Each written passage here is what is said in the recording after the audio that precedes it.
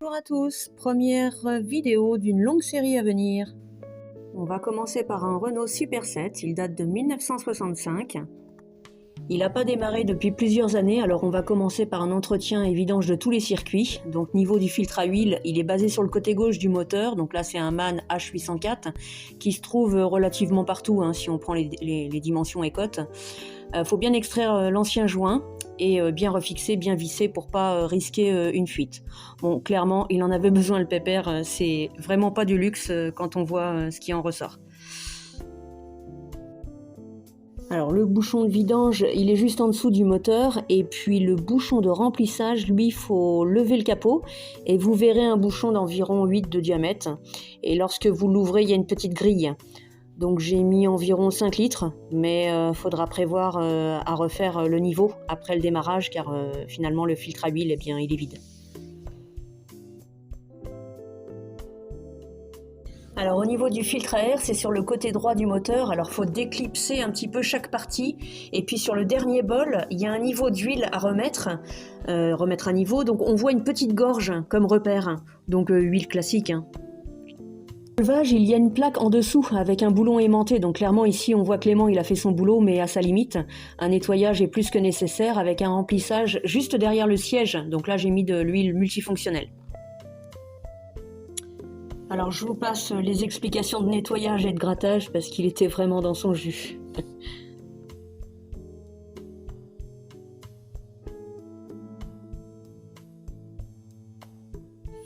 Alors concernant la vidange de pont, il y a également un boulon avec une plaque juste en dessous de la boîte de vitesse là, donc je vous conseille de la retirer, c'est pas le temps que ça prend mais on peut mieux nettoyer. Les joints c'est pareil, on les change et puis pour remettre la plaque, eh bien on a mis un petit peu de pâte à joint parce que à son âge le pépère on sait jamais, on assure le coup. Bon, typiquement, on voit qu'il a passé pas mal de temps dehors, parce que quand on voit toute la mayonnaise qu'il y a un petit peu partout, à chaque plaque ouverte, bon. Après, c'est pas très très grave, il nous remerciera en démarrant très prochainement lors de la prochaine étape. Et donc on voit qu'il y a bien 2 bouchons à retirer pour la vidange. Changement de joint également, bien sûr. Finir le circuit, juste derrière le volant, il y a un autre filtre. Il est situé dans un cylindre vissé et il a une espèce de membrane en pourtour, donc l'essentiel est qu'elle ne soit pas craquée en fait. Donc dernière étape, le remplissage, j'ai dû mettre 18 litres environ d'huile, j'ai mis de la multifonctionnelle également. Bon, de toute façon, on va pas se le cacher, quand on voit le prix de l'huile 80-90, le choix est vite fait. Donc sur le circuit de fuel, bon c'est plutôt classique, mais il est bon à savoir qu'une purge est nécessaire, sinon le tracteur sera désamorcé. Donc il faut dévisser la petite vis de purge côté gauche et ensuite aller côté droit pour actionner un espèce de petit levier là et ça va vider l'air du circuit. Après vous pouvez revisser la vis de purge.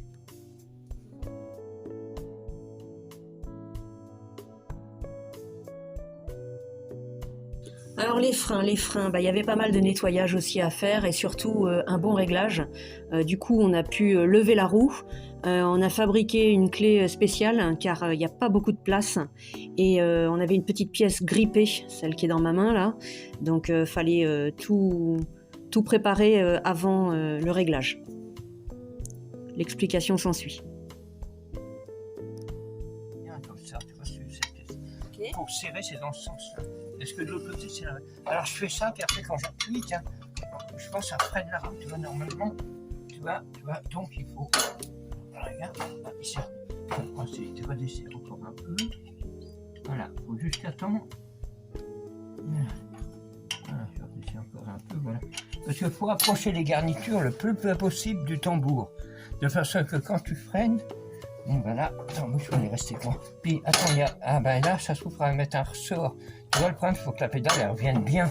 Parce que tu vois, regarde là, tu vois, elle revient pas bien, tu vois, ça... Donc là, il serait pas mal, tu vois, là. Dès que tu freines, tu vois, tu bloques la roue, tu vois. Ok. Tu vois, comme le principe. Mais là, par contre, il faut que je regarde, faut que j'essaie de voir s'il y a un ressort sur l'autre. Parce que tu vois, il faut que la pédale soit toujours là, tu vois. Ok, Parce que sinon, sinon ça, tu vois, ça freine à moitié, tu vois. ok. Donc, un peu emmerdé. Bon, là, tu vois, ça va bien quand j'ai la pédale. Bon, ça frotte légèrement, mais après, ça va se refaire un peu. Parce que... Ça, c'est l'explication du pro au passionné. Donc le réglage, il fait sur la petite pièce qui était dans ma main tout à l'heure.